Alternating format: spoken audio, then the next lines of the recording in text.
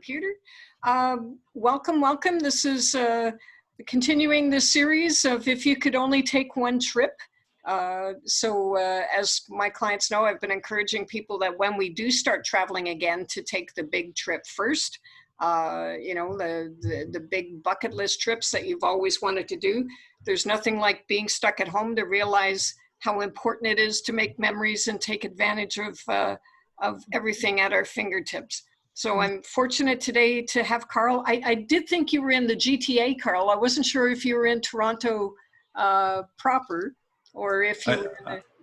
I am, yeah. I actually grew up in Caledon East. I went to high school in Bolton, and my sister's out in Cambridge. My mom's out in Coburg, so we're all sort of not too far away from. Yeah.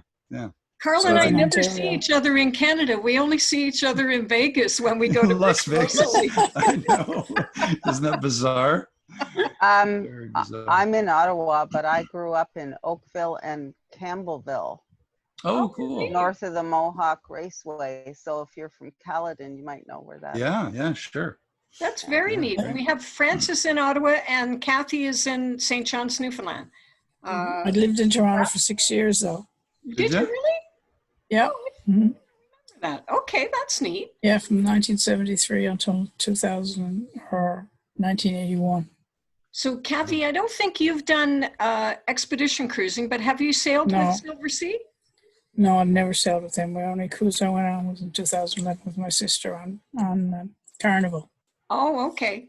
Okay. And Karen, you've done some expedition cruising? Oh, she got herself on mute. But no, I haven't. No, yeah. You know me. I've been doing ski trips. Right. I knew you were more active, which is why I had it in my mind that you had done an expedition. Well, no, I've never been on a cruise ship. Oh, okay. We got Laura coming in here now. Let me just admit her. Carl is the head of expedition cruising. We were just talking about how some of his colleagues, he's doing triple, quadruple the work right now as the cruise world is really learning to cope with people working from home and others on furlough and that kind of thing. So it's kind of crazy. Hi, Laura. How are you? Welcome. We're just starting. And Laura, let me just ask you, have you done a cruise with Silversea yet? 3. Wonderful. I did Papua New Guinea, the whole Vanuatu and all that area. I did the whole west coast of Africa. I did India, Bangladesh, Myanmar. Wow. Expedition style. I like the expedition one. Yeah. Well, then you can do this presentation. Now, Laura's come on a cruise with me with Lindblad around Newfoundland, but she and I haven't worked together a long time, but she is probably one of the best traveled people I know. She's at, is it 158? Did I remember? Yeah, 158, that's right. 158 country count. Wow. That's why I wasn't sure if she had sailed with Silversea, but of course you have. Yeah. It was the best west coast of Africa was the first one I did with them, and then I was hooked.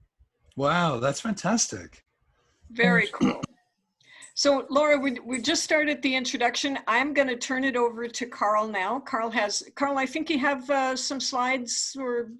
I do, yeah. Or do you want to just keep it casual? Okay, slides. No, it's up to you. It's up to you. I've got a deck that we can just review a couple of things and at the same time keep it casual. So rather than, because there are so few of us, rather than more formal, do my presentation, leave it to the end for Q&A.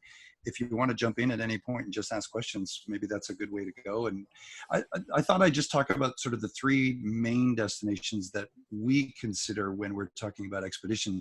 And they're the 3 that we get asked about the most. And in your field, Sheila, that's likely true for you as well. And it's Antarctica, the Arctic, and the Galapagos.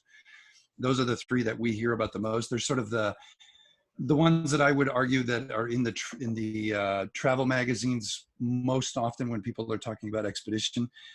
There are so many other destinations that we do, and I can touch on that briefly as well. But the presentation or the slides I put together, I kind of cut it short so that I could stick within those 3.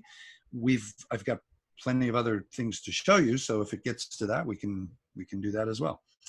Sheila, you'll have to give me presenter. Oh, there you did. I'm sorry. Thank you. I just opened it up to multiple. So I'm running it as a meeting rather than a webinar. So you could just show the slides. There you go. Got it.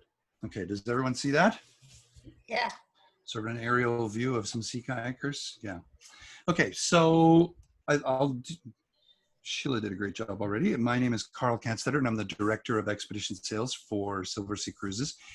And I've been doing expedition and adventure travel for over 30 something years, some of it professionally and some of it just because this is what I love to do. This photo was taken at the North Pole in 2015. And this one, the first time I went to Antarctica in 2002. Oh, that's awesome. Wow. Yeah, that's a glass of scotch right there. I was celebrating my seventh continent.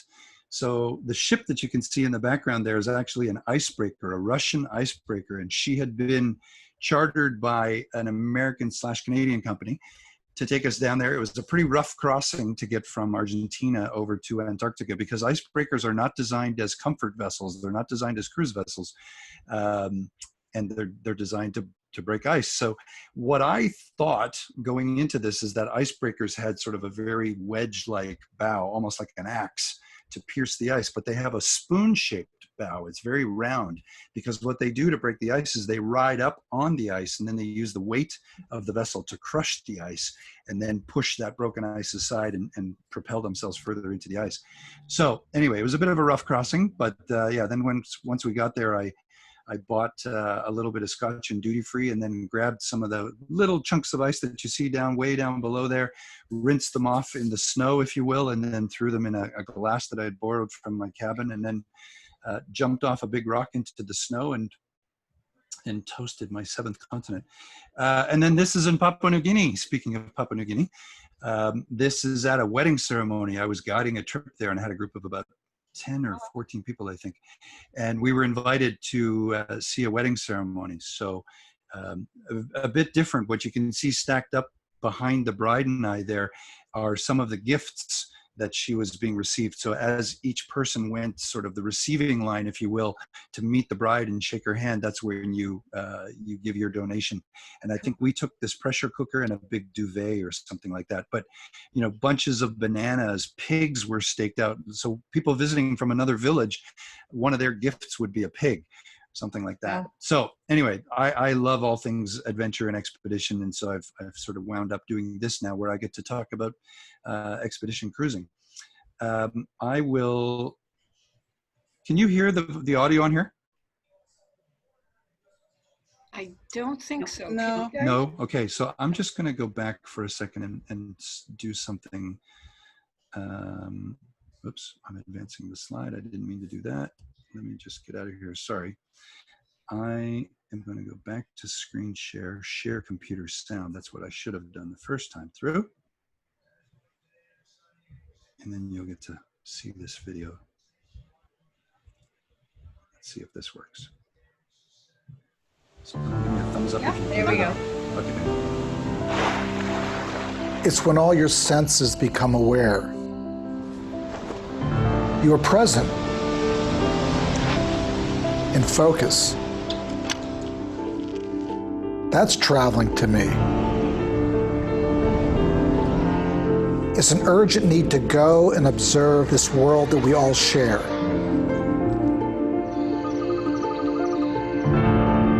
A ray of light, a pair of eyes that tell a story, an instant of perfection. Images printing on your soul. This is authentic beauty. It's all out there, and trust me, there's always room for discovery.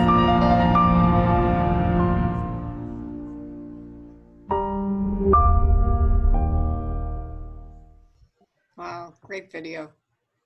Yeah, and you know what I love about that video is we're a small ship luxury cruise line, but there's not a single hero shot of the ship. There are no images of the interior of the ship and the chandeliers and the sweeping staircases and all that sort of thing.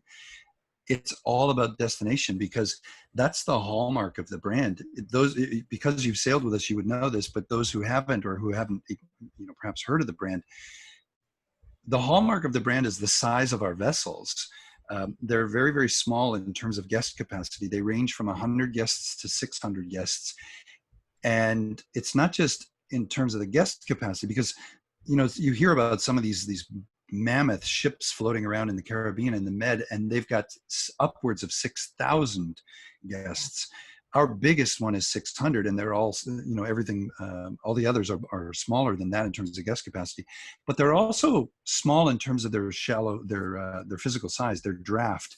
And it's the shallow draft that allows us to get into all of these places. So over 900 destinations last year. I think there were 970.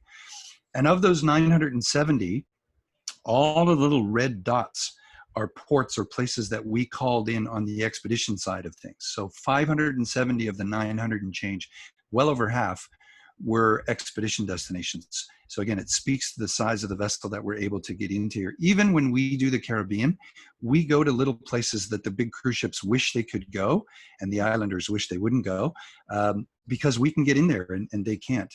And a couple of cases in point, and this is on the classic side. So this vessel, the Silver Whisper, has a capacity of 388 guests. Does anyone know where this is? Would anyone hazard a guess? This is St. Petersburg. And if you've sailed to St. Petersburg, or if you look at an itinerary, a cruising itinerary that includes St. Petersburg, typically where you're calling in is the port of St. Petersburg. And it's a very sort of industrial, busy place, but it's a good 45 minutes in decent traffic outside of St. Petersburg. And you go in by bus, you visit St. Petersburg, and then you come back to the ship at the end of the day. This ship is small enough that she can sail up the river. We can tie up here, and our guests disembark, and we'll tie up here for 2 days. 2 nights. We're here for 3 days, 2 nights.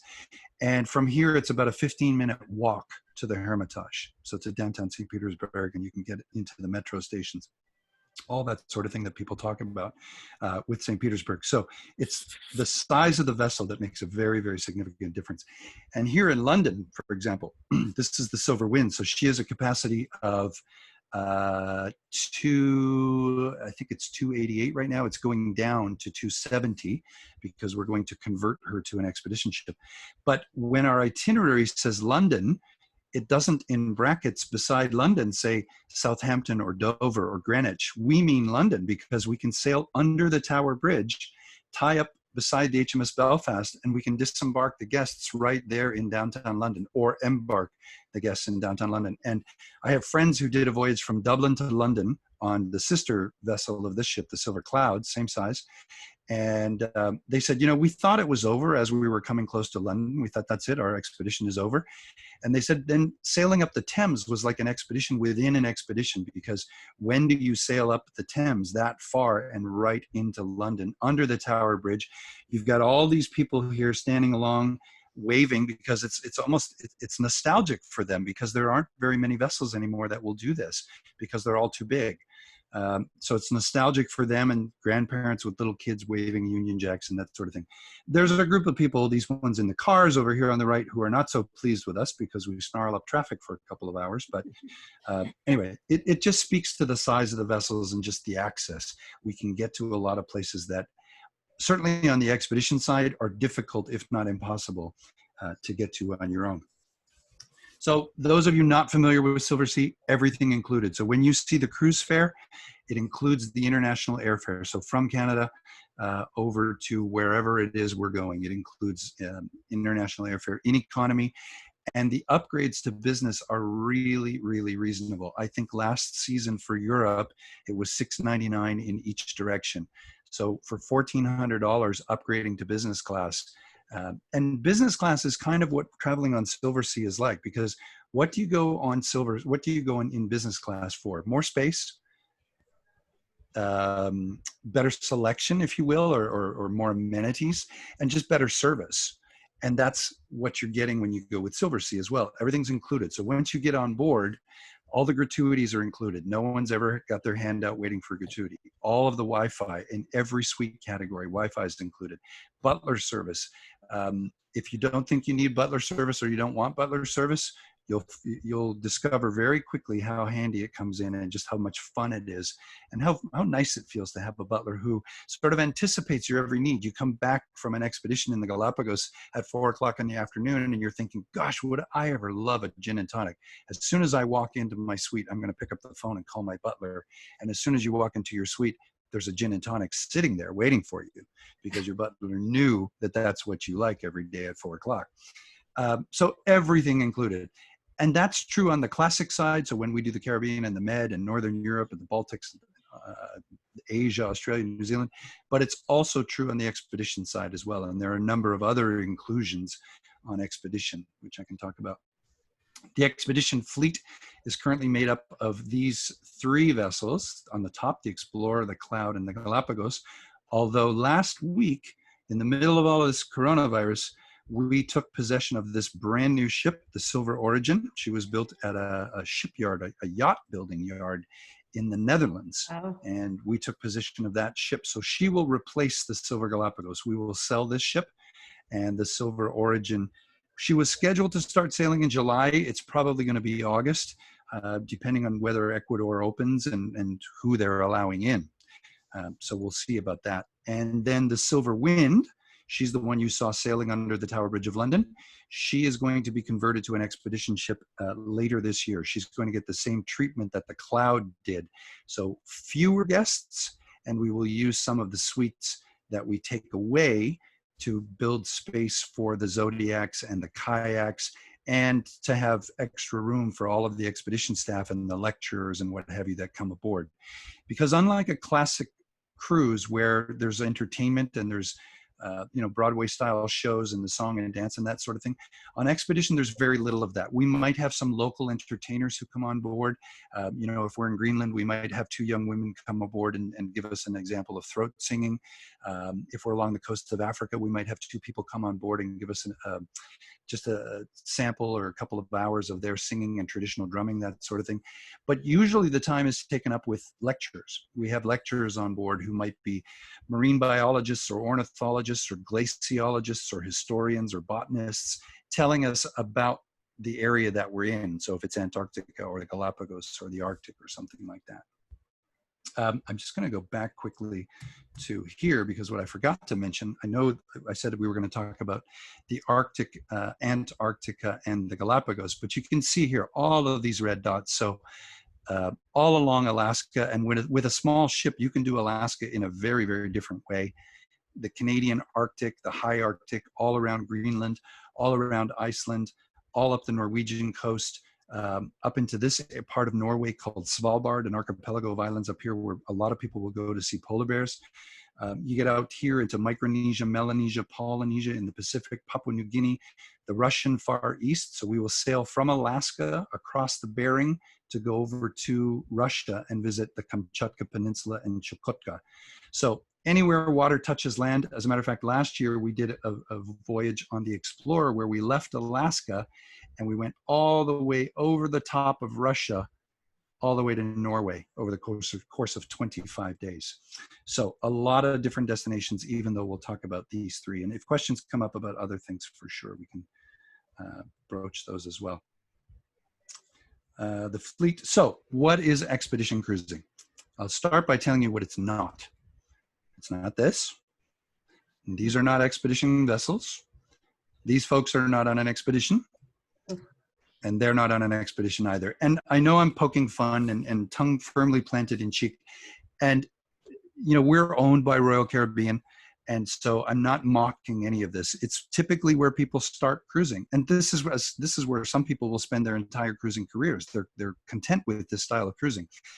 However, we find that our clients have maybe started here when they were younger, didn't have as much time, didn't have as much disposable income, maybe had small kids that they were taking with them. But then as they matured and had a little bit more disposable income in their careers, they developed a little bit further. They wanted something a little more intimate. They wanted to go on a smaller ship. So maybe now down to a 1,200 guest ship, someplace where you might overnight, a cruise line where maybe you're spending a night in Istanbul or a night in Havana or something like that, because now you want to focus on the destination as opposed to the ship itself and all the bells and whistles that come with the ship.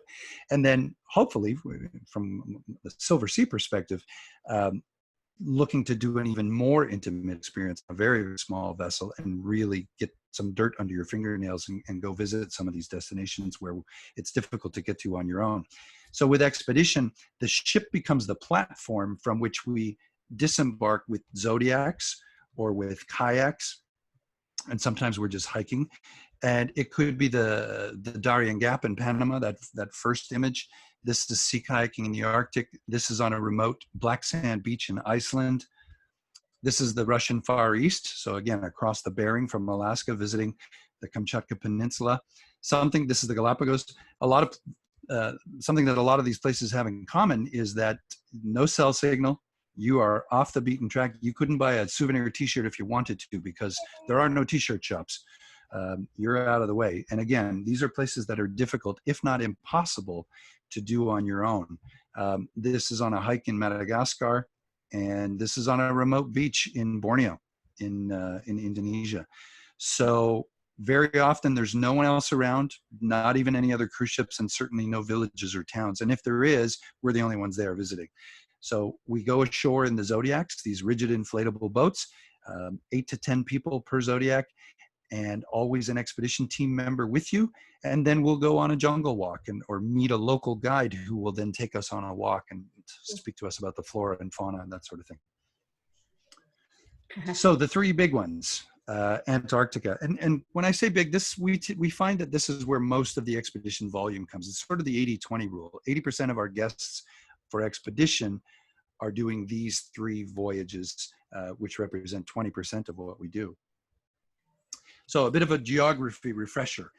Antarctica is a frozen continent surrounded by oceans, and that'll come in, or you'll see literally the polar opposite when I speak about the Arctic. So it's interesting that where we visit Antarctica from, we take off from the southern tip of South America, right about here in a little city in Argentina called Ushuaia. And the reason we do is because of how close it is to the Antarctic Peninsula, relatively close. It's still a 36-hour sailing to get there. There have been commercial operations from Cape Town. There have been commercial operations from Perth and from Hobart and even from New Zealand, but it's more like a 3 or 4 day sailing to get across. And if the weather's not great, that's not a comfortable crossing.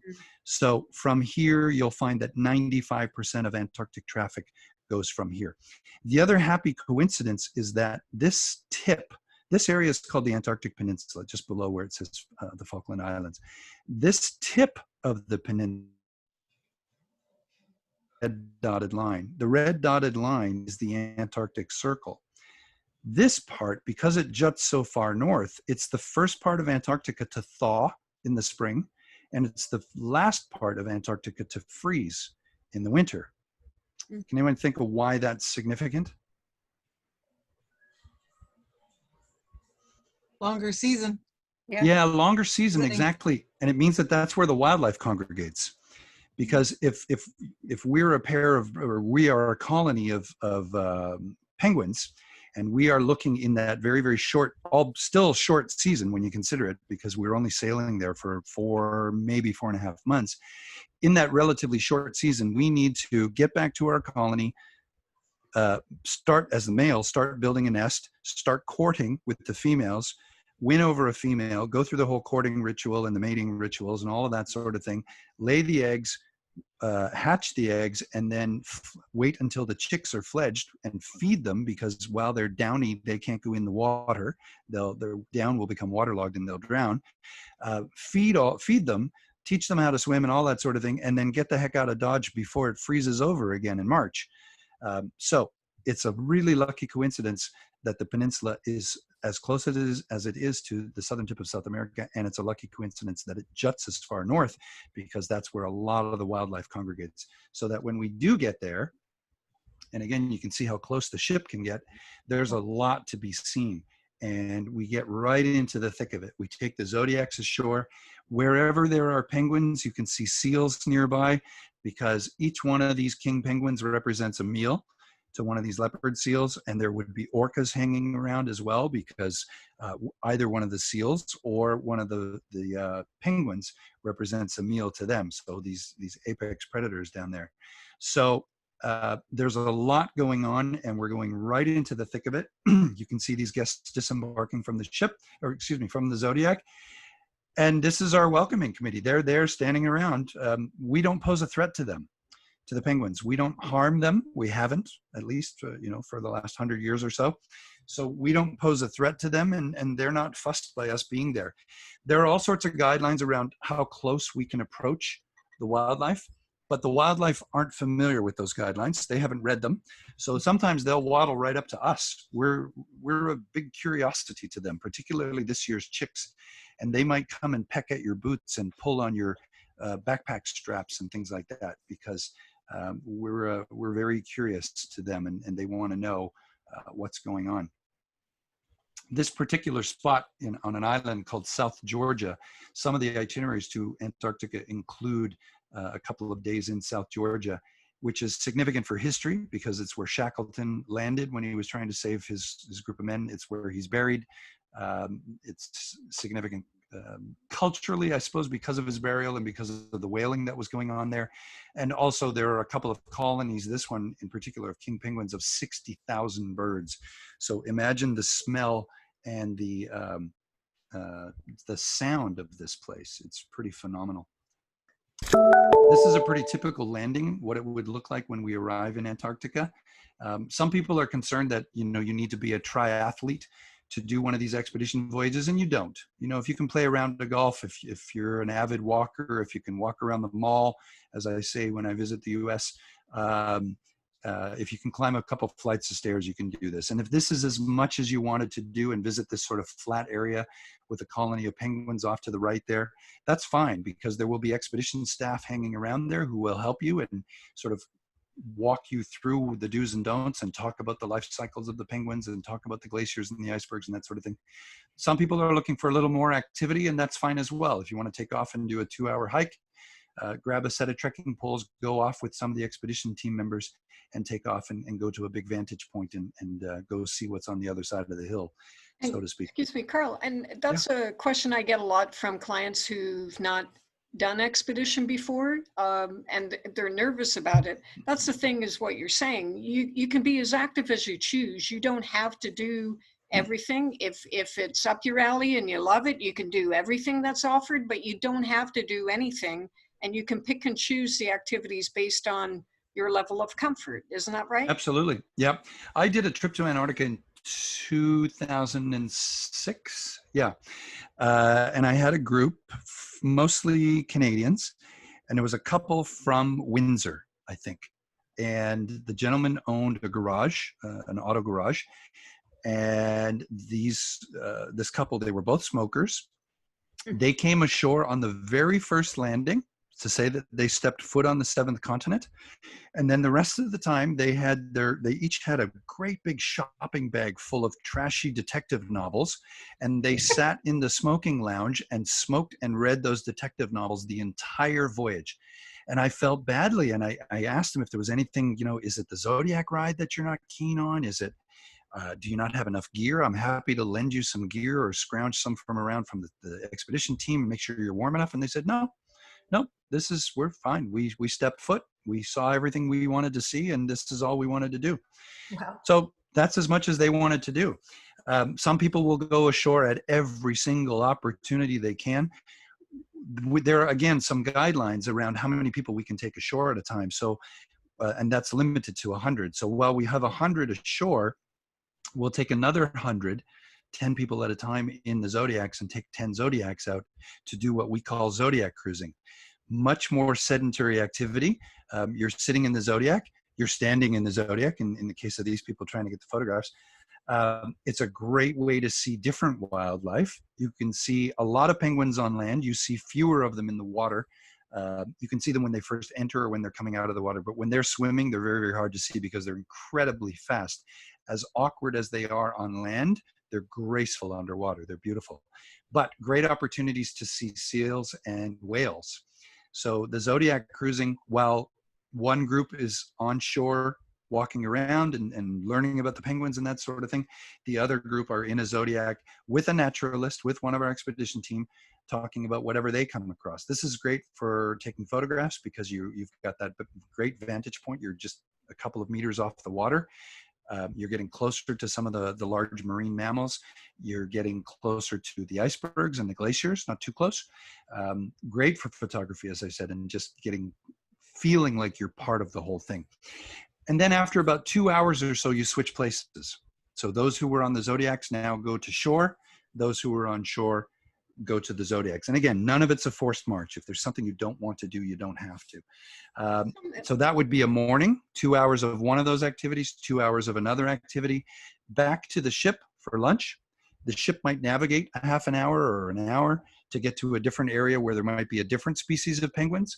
And then in the afternoon, we would repeat the process. Just reverse the order. If you were in the Zodiacs first in the morning, you would now be the first ones to go ashore, do your 2 hours, and then switch places. So everybody gets to do everything in the same place, sometimes just in a slightly different order. And then the other thing. Pardon me. That's something that people worry about. The numbers that are able to go to shore. But as you've just described, there are other choices. You don't have to feel like it's a lottery system and you're missing out if you don't. No. Step ashore that day, right? Right. Yeah. Yeah. And, weather conditions permitting and ice conditions and because we're always at the mercy of the weather down there. And, we're operating in a pretty extreme environment. We have ways to mitigate things like that. If the wind came up overnight and blew a bay full of ice, and our plan was to go in that bay in the morning, the Zodiacs can't get in there. They just literally can't penetrate that ice. But there's always a plan B. So we'll just navigate for half an hour, get to a bay that's on the other side, and the wind would have blown ice out of that bay. Sure enough, we arrive, it's an ice-free bay. The Zodiacs can all get in the water and we'll go. But typically on any given day, you could spend 4 hours on land, 2 hours in the morning and another 2 in the afternoon, and another 4 hours in Zodiacs, 2 in the morning and 2 in the afternoon. The exception is if you wanted to stay on shore, of course, there are no forced marches. I found in the Galapagos, for example, we went 2 years ago in July of 18. I found, even for myself, and I love this stuff. First, I noticed it in the other guests. Then I noticed it in my family, and then I noticed it in myself. That by about the 5th day, I was kind of thinking, well, do I need to go both times? Do I need to go in the morning and the afternoon? How many blue-footed boobies and marine iguanas and sea lions do I need to see? And part of it is, I believe, that you need time to process all of it. You're seeing so much that's new and strange and wonderful and otherworldly in the case of Antarctica, frankly, because there's nothing else in the world that's like Antarctica. You can't, you can visit some parts of the world, you can visit Manitoba and say, well, it's kind of like Eastern Saskatchewan or whatever. I'm probably not doing either of those justice, but it's hard to describe Antarctica. Anyway, none of it's a forced march. If you've been on safari, you probably know what I mean. By the 3rd or 4th day, how many more giraffes and how many more zebras and how many more gazelles do you need to see? So then you start looking at the minutia. You should start, how many hairs does a giraffe have on its eyebrow or its eyelashes, that sort of thing. But another activity is sea kayaking. So we have 8 tandem kayaks. We can take 16 people at a time kayaking. And it's another phenomenal opportunity to get close. Now your perspective is about 1 meter off the water. You're getting closer still to the wildlife. You're getting closer still to the ice, and you're able to see things up close. And the sights and the sounds and the smells are all very, very different. You're far enough away from the ship that you don't hear the hustle and bustle of the ship. There's always a Zodiac close by that should you get cold or tired, you just raise your hand and the Zodiac will come by and pick you up and take you back to the ship. This is, it's not a lottery per se, but what will happen is every evening, the expedition leader will have what we call the recap and the briefing. And he'll invite some of the other expedition team members. If you saw a pod of humpback whales bubble feeding that afternoon. He'll invite the marine biologist to come and do 15 or 20 minutes on bubble feeding.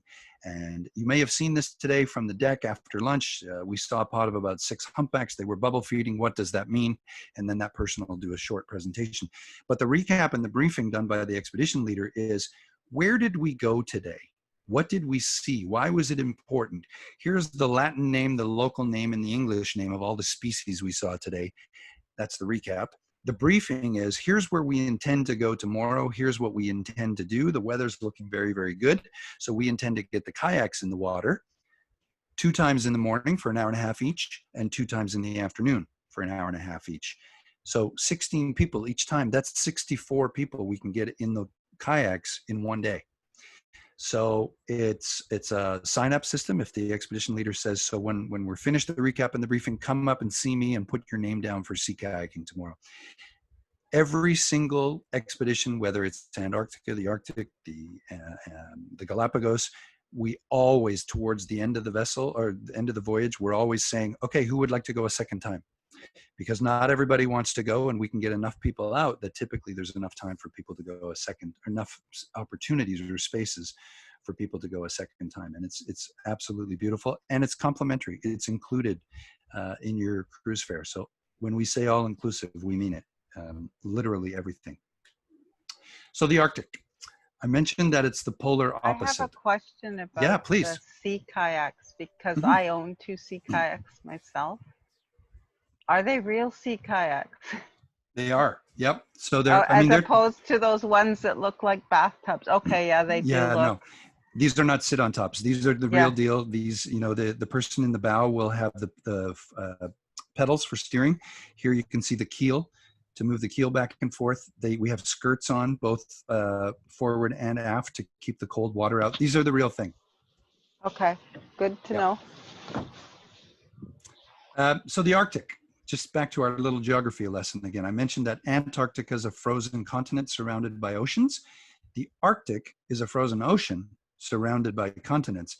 And there are 2 significant differences when you're going visiting this part of the world. One is it's accessible from so many more places. If you think back to Antarctica, I showed that it was accessible from 3, but really only 1 from, practically speaking, from the southern tip of South America. But when we're sailing in the Arctic, we can sail from Canada, from Greenland, sometimes from Iceland, and it's not technically considered an Arctic nation because it doesn't fall within the Arctic Circle. We will sail from Norway, infrequently Sweden and Finland. I've never really heard of it. From Russia, and from Alaska. So you can access the Arctic from many more places. The other big difference in the Arctic is what a voyage to the Arctic is like. In Antarctica, I showed you pictures of that colony at a place called Salisbury Plain on South Georgia Island. We know that colony of birds, that colony of 60,000 king penguins, they will leave in the fall, they will overwinter somewhere else, and then they will come back in the spring. They will rebuild their nests, and they will have eggs and hatch their chicks, and the cycle goes on year after year. But we know that when we get there, there will be a huge colony of penguins because they return year after year after year after year. That's true all over Antarctica. In the Arctic, we're hopeful to see beluga and narwhal, reindeer, Arctic fox, walrus, polar bear, but none of those congregate in large groups. Perhaps the narwhal, the walrus, and the beluga, but they're swimming. And when we do see narwhal, they're hauled out onto a big rock somewhere on the ocean, but we don't know where that will be. Polar bears are very, very solitary, and they're constantly hunting, so we have no idea where they're going to be. So an Arctic voyage is very much like a safari. We're going in search of the wildlife. We're using these expedition ships with a high ice class that allows us to go into waters like this or like this, because it's not your average cruise ship that you can take into waters like this, because the ice would very quickly become a problem. But with an expedition ship with a high ice class, you push the ice out of the way, and the captain can take the ship closer to that glacier so you can see, or prior to seeing it, I mean, if you're there when it calves, you're lucky, but to hear it because glaciers sound like they're alive. They're creaking and they're cracking and they're groaning the whole time. And then if you're lucky, you'll see a calving event where a huge chunk will come off the terminal face of the glacier. So, and it's by using the ice class and penetrating deep in those bays and those fjords and these inlets that allows us to go looking for the wildlife. And with the expedition team, with their spotting scopes and their binoculars, looking for polar bears and foxes and reindeer and possibly beluga and narwhal and that sort of thing as well. I put this in here not to suggest that every voyage to the Arctic you will see northern lights, but rather to suggest the opposite, and that an expedition, any expedition, but principally to the Arctic, we never know what we're going to see. You really have to go with a great sense of adventure. This happened at 1 o'clock in the morning, and nobody was expecting it. Everybody went to dinner, had a lecture. After dinner, had a cocktail or two in the lounge, and probably by 9:30, 10 o'clock, most people are in bed because we're back up for breakfast at 6:30 and usually off the ship by 7:30 or 8 in the morning. So again, that's why there are no shows.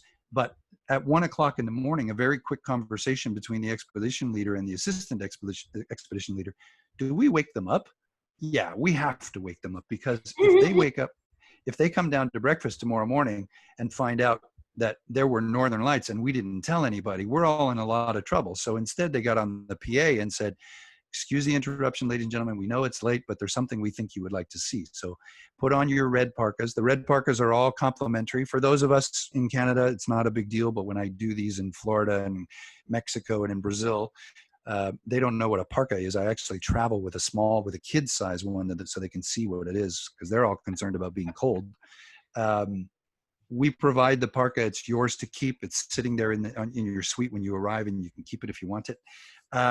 Put your big red parkas on over your pajamas, come up to the top deck and come and see this. And it was just this incredible display of northern lights. So we never know what we're going to see, and we never know when we're going to see it. So you really want to think about having a great sense of adventure when you go on an expedition. It's true for the wildlife as well. Of course, a lot of people going to the Arctic are very hopeful that they're going to see polar bears. We cannot promise polar bears, and be wary of anybody who is promising you polar bears, with the possible exception of Churchill. We have a very good track record because we know where they might be. All of the tour operators, us, for example, and Lindblad and Quark Expeditions, will all work in concert with each other. And if they're heading south and we're heading north, we might say, hey, if you go in that bay over there about 10 nautical miles south of here, you'll see a beached whale and 2 polar bears feasting on it. And they might say, great, okay, that's good intel. For you guys, about a half a day sailing north, if you go into such and such bay, you will see a huge haul out of walrus, big male walrus, and there are 40 of them there with their big tusks hanging out. So we try to work in concert with each other. Again, it's kind of like being on safari, where the jeeps are radioing each other to say, hey, there's a cheetah over here, or there are 2 giraffes, and there's a mother and a calf giraffe. So we try to make sure, because we know that's what people have come up there to see. We try not to chase the bears. We try to give them lots and lots of space, but sometimes we'll get lucky and see them from a little bit closer. And I think I left, I did. There's great video here as well. I'll let it play and then talk about it a little bit. This happened, I mentioned the voyage that went from Alaska to Norway. This was in September of last year.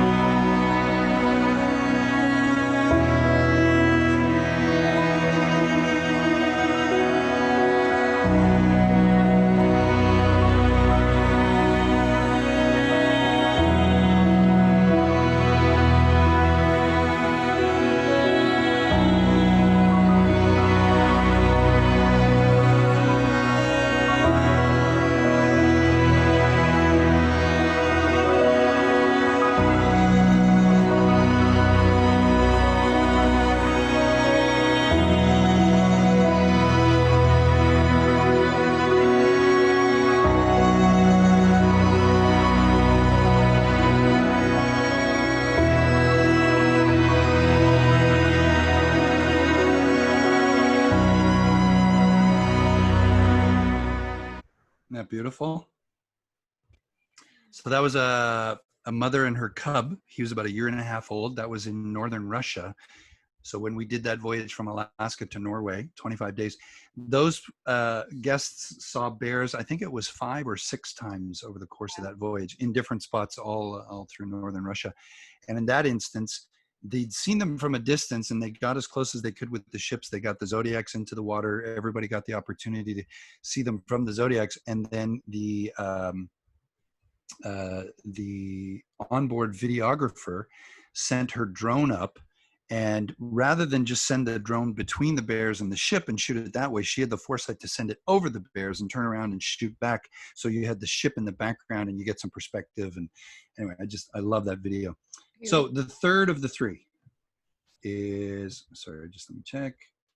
Yeah, we use the drone. I see your question there, Catherine.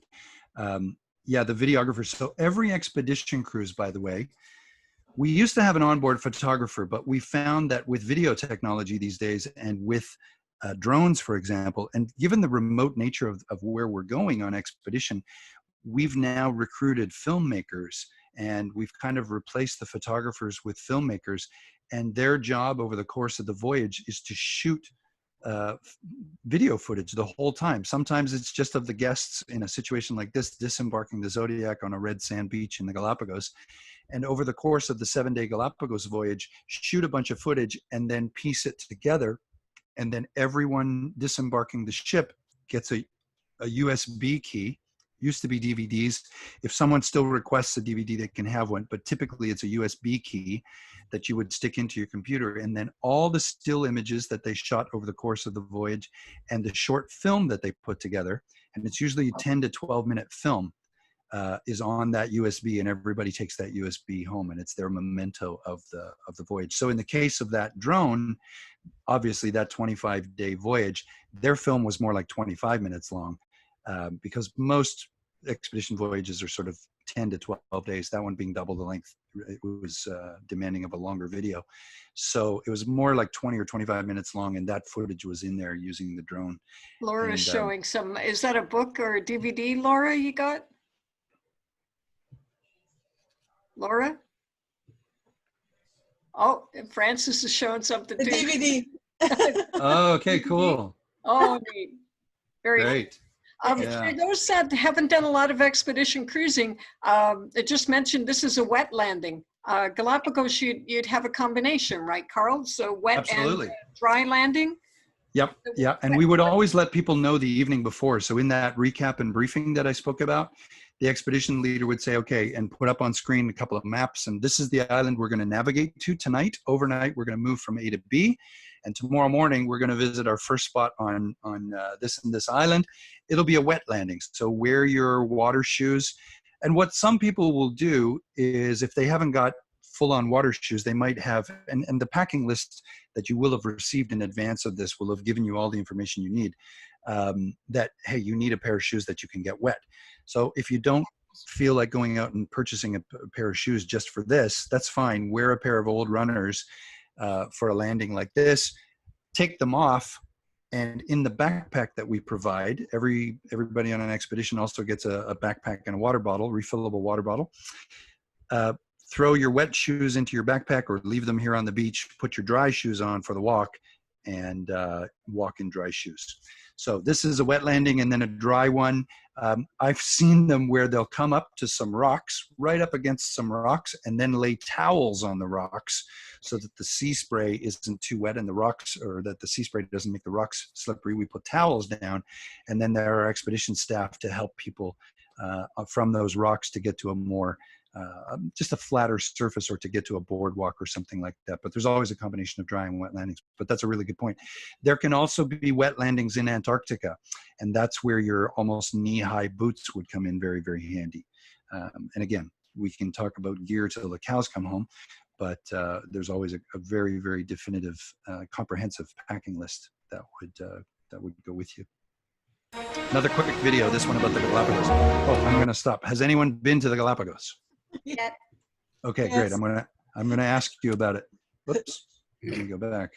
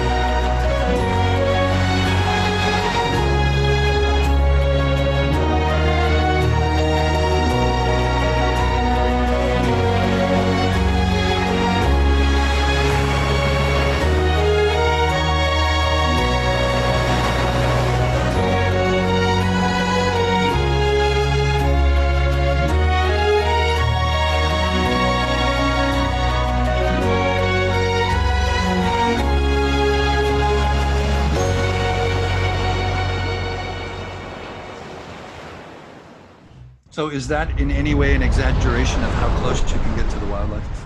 No, no, that's So pretty that accurate. was, yeah, that was not staged. I don't quite take photos like that Steve guy, though. So Steve McCurry, just the gentleman that was featured in that video, by the way, he just finished a 3-year contract with Silversea, and he's signed on for another 3-year contract.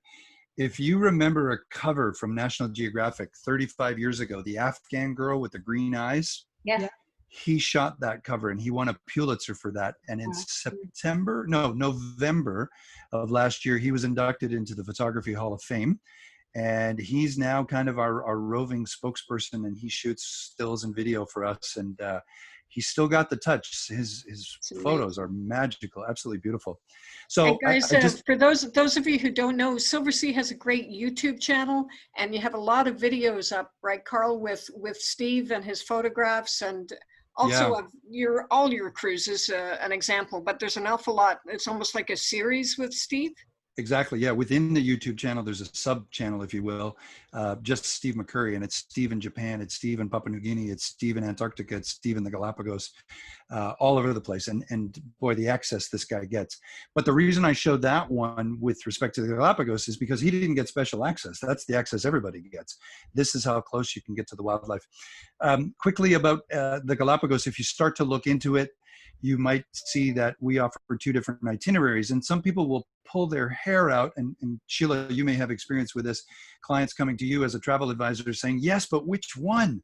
Yeah. And the honest answer is there's really not much difference. The islands are 2 degrees from the equator.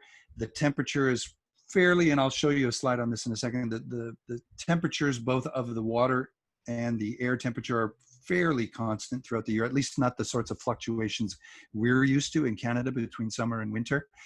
But the main species that people are going to the Galapagos to see, the blue-footed boobies, the red-footed boobies, the giant tortoises, the marine iguanas, the frigate birds with the big red pouch, the sea lions, you will see all of those on abundance or in abundance on both itineraries. There's no big difference. If you went to Sheila and said, I'm crazy for penguins, and I've heard there's a species of penguins in the Galapagos, and I really want to see the penguins. Sheila probably already knows this, but she would know that there are 200 or 300 nesting pair of penguins right here along this west coast of Isabella. So she would say, okay, then you should consider the Western itinerary. But if you went to Sheila and said, I saw a documentary narrated by David Attenborough where he talked about the black brow or the waved albatross, and the entire world's population of waved albatross of 700 birds congregate on this island near Punta Suarez between May and November every year. They go to the west coast of South America near Peru for part of the year, but then they come back here for breeding between May and November. Then Sheila would say, okay, then we got to look at the north and central itineraries. But the vast majority of people will say, this is when we have a window of time. There's a group of us or a family or whatever. This is when we think we can go to the Galapagos. Is it a good time to go? And again, there's no real bad time to go, because just this quick weather chart, it's at its warmest in March, April, and May, when the daytime temperatures can get up to 83, but it's at its coldest in August and September when its warmest is 70. So a 13-degree difference from the warmest time of year to, and that, I'm speaking Fahrenheit. Of course, I just get so used to doing this in the US. It's a 7-degree temperature difference in Celsius from 21 to 28. And the water temperature varies from 21 to 25. So a 4 degrees Celsius temperature difference in the average water temperature from the warmest time of year to the coldest time of year. It's a little bit greener at this time of year because there's a little bit more rain. So if you want to see the lush, the Galapagos, when it's nice and lush and green, then you'll have to put up with a little bit of rain. If you want to see it when it's pretty arid, but nice and, but a little bit cooler, because you don't like the heat and the humidity, then you'll go at this time of year. This says high season, but only because that's when the kids have holidays in the Northern Hemisphere. So this is when you'll see more kids there, grandparents with their grandchildren or entire families. That's true in December as well, over the Christmas holidays. So that's sort of the seasonality of the Galapagos. Something unique to the Galapagos, all of the expedition team members are all naturalists for the Galapagos National Park Service, and they all have to be full-time residents of the Galapagos. So where our expedition team members, when we're in Antarctica, could come from Canada, South Africa, Australia, New Zealand, Germany, you name it, anywhere in the world, from Ecuador, frankly. They could come from anywhere. In Ecuador, specifically in the Galapagos, they have to be Galapagueños. It's one way that the government of Ecuador and the Galapagos National Park Service ensures that some of the money that we're spending in the Galapagos stays in the Galapagos, and that we are creating employment. And I feel good about that. I think it's a great way to go. And these guys are great. Many of them will go to the mainland and get an undergrad degree or a graduate degree, and then come back and take the 5-month training program that everybody has to go through to become a National Park Service guide for the Galapagos. So they are the ones who bring it to life. Again, small groups, 8 to 10 people in the Zodiac going ashore with one of the naturalists. And with that 5-month training program, so this gentleman's specialty might be geology, and he has studied the geology, the volcanic nature of the Galapagos Islands. But his 5-month training program helped him become a generalist so that he can speak to the life cycle of the blue-footed booby. So that when you're out walking with him on the trails and you come across a bone of a dead blue-footed booby, or a nest of a blue-footed booby, or a nest of a marine iguana, he can speak to that. So the men and women that make up the Galapagos National Park Service are generalists because of this 5-month training program. And they're the ones who bring it to life. It's amazing for photographers, anyone who likes wildlife. It's an open air zoo. It's an open air, it's a living history museum. This is how close you can get to the marine iguanas, or to the sea lions, the blue-footed boobies, the giant tortoises. And again, both itineraries, you will see all of those species in abundance. Mm-hmm. Sea kayaking offered here as well. And whenever we offer sea kayaking, it's complimentary. And just, again, a beautiful perspective. You're a meter off the water. You're away from the ship. You don't hear the hustle and bustle and the noise of the ship. And you're just seeing everything in much greater detail. You're just seeing it up close. A lot of people will ask about the snorkeling. We make it super simple. All of the snorkeling gear is there on the ship waiting for you. Between voyages, so you would give up your snorkeling gear on a Friday, and then the next group would arrive on Saturday, and their first snorkeling opportunity would not be until Sunday. So there's 48 hours between, and that's when all the gear gets sanitized. On the Saturday, when you embark the ship, they would invite you to go down and find a mask that fits you, find a snorkel that you're comfortable with, find a wetsuit and fins that fit you. And then all of those go into a mesh bag that has your suite number on it, and it's yours to use for the week. So that every time there's a snorkeling opportunity and it's 7:30 in the morning and they're saying it's time to get into the Zodiac, you don't have to go down rummaging around through a great big bin full of masks to find one that fits you. You found one on Saturday, you get the expedition team to help you fit the right gear, make sure it's all right, and then it's yours to use for the week. And the snorkeling opportunities are incredible. These sea lion pups are like puppies. They will swim right up to you. They will swim right up to your mask, and then they'll dart away at the last second. You think they're going to hit you. They'll come and bite your fins and tug on your fins and kind of coax you into the, come on, play, come and play with me. I see the reflection in your mask. Yeah, you can. No, they see their reflection? They see their reflection. Yeah. Gosh, that's a good question. I suspect they do, but I don't know if they would react to that. Yeah, one of them came right at me because it saw its reflection in the mask, and then he did a torpedo thing down. Of course, I look down, and then the snorkel goes under the water, and they play with the tourists. There was just a question from Karen about bringing your own mask and snorkel. Of course, as much gear as you want to bring, you're welcome to bring your own, for sure. It's good quality gear. You know, it's not Walmart or Canadian Tire gear. I hope no one owns one of those franchises. This is better quality gear than you would find at your local hardware store. But if you've got your own, by all means, bring it. Because you know it fits and you know it well. If you've got family you want to travel with, or you want to take grandkids, and this is happening more and more, this is our son Alex, and expedition, the minimum age for expedition is 5. So he had turned 5 in February, and we took him in July. And it's a great starting point for kids because the Galapagos, 97% of it is undeveloped. So wherever we're landing, there's no yacht club, there's no marina, there's no road, there are no cars, no vehicles going back and forth. The wildlife doesn't want to bite you or eat you. So we just put a life jacket on him, put a bathing suit, and let him run around on the beach. Our biggest concern was that everything he found, he wanted to take home. So every evening when we got back to the ship, I had to go through his pockets and dig out the silver dollars and the chunks of coral and the bird feathers and all those sorts of things, and go to the edge of the ship and drop them over the side and not let him know about that. What happened to my treasures? I don't know. No idea. We better go find some more today. But every day I had to drop them back over. So it's a great experience for kids. And even the teenagers, we went in July. So I think there were about 8 kids that were under 12 and maybe another 6 that were teenagers, 12 to 18. The first 2 days, because of the free Wi-Fi, the teenagers were all over their devices.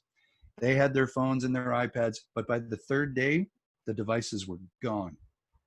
They were so interested in the wildlife. They were in the library scouring these massive tomes of, the birds of the Galapagos, and they were engaging with the expedition team, asking them about this and about that, and will we be able to see such and such? So they started to put the devices away, and they got into the location, the destination. I mean, the Wi-Fi is free, but it's not super, super fast. So that's part of it. But part of it is they become very, very engaged in where they are. I'm sure that a lot of my family said, what's he going to remember? He's 5 years old. It doesn't matter what he remembers. It's what I remember. Look at that smile. Like that will live with me for the rest of my life. How the joy on his face of riding in a Zodiac and putting on snorkeling gear and seeing all this wildlife, and blue-footed boobies waddling over his feet to get to the ocean. He'll they don't remember. care. Yeah, and he does. The funniest thing that happened, about 3 weeks later, we were in Algonquin Park and we were paddling on a canoe trip, and my wife was in the front and Alex was in the middle, and I said, hey guys, we should start thinking about next year's cruise. Would you like to go to the Arctic? Would you like to go to Antarctica? Do you want to go to Alaska? And he turned around and he looked at me with the look that I suspect I'm going to get when he's a teenager, like I'm an idiot. And it was, Papa, we're going back to the Galapagos. We only saw the north and central. We have to go to the west. Oh, wow. He's convinced we missed something. That's awesome. Yeah. One day we'll go back. And quickly, and I know this isn't among the big 3, but I just want to point this out because we often think about expedition destinations as the types of places where you must use a Zodiac. It's devoid of people and devoid of towns. And so you use a Zodiac and you go ashore on these deserted beaches or these deserted areas. But the ships need to get between Antarctica and the Arctic. They are positioning sometimes. And so in May of last year, we went to Japan on a small expedition ship, 144 guest ship. And I had been to Japan before. My wife hadn't been and my son hadn't been. And I said, okay, fine. If you guys want to go, let's go. Because I looked on the itinerary and there were some small places that I hadn't been. I had been to Tokyo and Kyoto and Hiroshima. I'd taken the high-speed train. I'd stayed in a ryokan. I'd visited more temples than I care to know about. But hey, let's go to Japan. It'll be a wonderful experience. It was so cool because I saw forests in Japan, and I saw fields and rice paddies, and I saw rural Japan, which I never thought which I hadn't seen before, and I wasn't sure I was ever going to see. Because the ship is so small, we went into little ports, and small by Japanese standards, 200,000, 400,000 with a small fishing fleet, but they had never seen a cruise ship before. So this little ship of 144 guests with a shallow draft of like 3 meters, between 3 and 4 meters, they were able to take us into this little port. Sorry, I'm just going to go to these questions before I get too far. Okay, great, thank you. Just make that go away. So, when a ship goes to a port for the first time, the mayor comes and he gives a plaque to the captain, and the captain puts it up on the ship, and the ships very often, usually on the entrance to the bridge, will have dozens and dozens and dozens of these plaques because you're always given one when it's a maiden call at that town. Not only was it a maiden call for us, that town had never seen a cruise ship before. So the mayor came and the local jazz band came and all the kids from the high school who spoke English came. And the nicest thing the Japanese did is they set up a tent with the highest speed Wi-Fi you can imagine, not for us, for the crew, so that all the Filipino and Sri Lankan and Eastern European, Croatian and Hungarian and Bulgarian crew could go with their iPhones or their laptops and their iPads and do a FaceTime video call with the folks from home because they gave them access to the super high-speed internet for free. Nice. So they were just so keen to see us, and it was just a beautiful way to see more of Japan and see rural Japan. A big hike up to a mountain here to this beautiful viewpoint. We made our own udon noodles, walked through sort of a temple and what you do in a temple and what some of the rituals are in a temple. And then despite how many times I told them that you can pick your friends and you can pick your nose, but you can't pick your friend's nose, he decided to do that. And then this was a beautiful national park that we walked through. So just expedition doesn't always have to be a really, really remote sort of rough and tumble destination, although on a lovely, very, very comfortable ship. Sometimes it can be a more traditional destination, but done on a very, very small ship. And that's everything. That was amazing. Thank you. I think I Your took passion. up, I'm sorry, I'm way over the hour. I'm sorry about that. I just realized we're over, but this has been amazing, Carl. Thank you. My I pleasure. appreciate your time. I hope we're not holding you up. If you have a few fine. more minutes, I'd like to see if people have questions. Of course. Pat, Thanks very much, Carl. My pleasure. I don't have any questions. I've actually read about Silversea, and like I've never been on a cruise ship at all, but I know me, if I ever go on a cruise, it will be a small ship. I decided that a long time ago. So Great, that thank would you. be more my style. Good. Yeah, and I The think it's Japan something trip. that's, I'm sorry, Catherine. I just wanted to say, I think it's something that a lot of people are going to take into consideration, particularly right now, until we either have a very, very effective treatment or a vaccine for COVID-19. The thought, and again, I don't say this disparagingly because our parent company is Royal Caribbean, and they are one of those companies that has some of these vessels that are 6,000 guests. But I see people coming back to this sort of cruising first before they go back to the very, very big ships. One, because of the size of the vessels, you're interacting with a few hundred rather than a few thousand people, but also the nature of where we're going. Antarctica and the Arctic and Galapagos and the Russian Far East and Papua New Guinea, all very, very remote places with very, very limited, if any, cases of COVID-19. So I think the combination of the small vessels and remote locations will mean that this sort of cruising is something that people who haven't considered it before may start considering it. Sorry, Catherine, you were asking about Japan. yeah, I was going to wonder about the Japanese trip. That sounds fabulous, actually. Yeah, it was really, really special. So we Mhm. flew into Osaka.